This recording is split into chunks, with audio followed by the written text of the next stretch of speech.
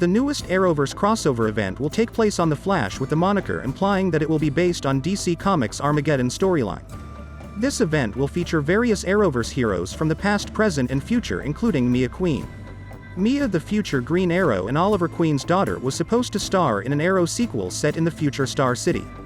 Green Arrow and the Canaries never came to fruition, but Mia's reappearance could rekindle interest in the show in the future. It might also be used to build on the show's potential basis, taking it beyond the Deathstroke gang plotline. Mia hasn't been seen since the finale of Arrow, and she wasn't exactly well-liked to begin with. She was an original character with the same first name as one of Green Arrow's comic book sidekicks. She was the result of Oliver and Felicity's marriage, with the latter being an enlargement of a little comic book character who took on a much larger role. While some fans enjoyed the penultimate episode of Arrow, which functioned as a botched backdoor pilot for Green Arrow and the Canaries, others considered it as a forced continuation of the old program with Mia as a protagonist who was too weak to carry it.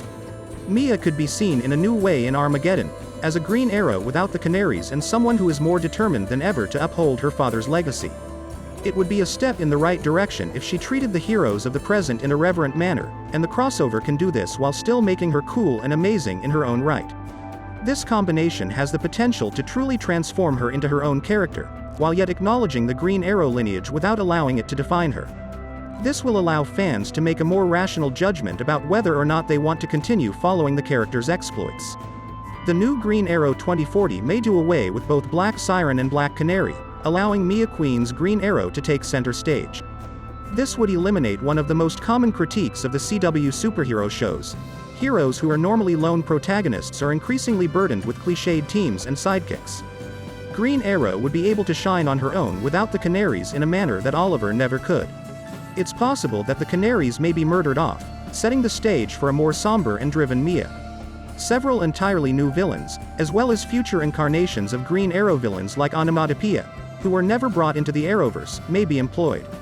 If the program really wanted a legacy villain, a new version of Merlin who blames Mia's father for Malcolm Merlyn's death would be a better choice. The program, in whatever shape it takes, will undoubtedly be different from what was initially envisioned. For the time being, though, there's no way of knowing whether or not a new CW Green Arrow show will ever air.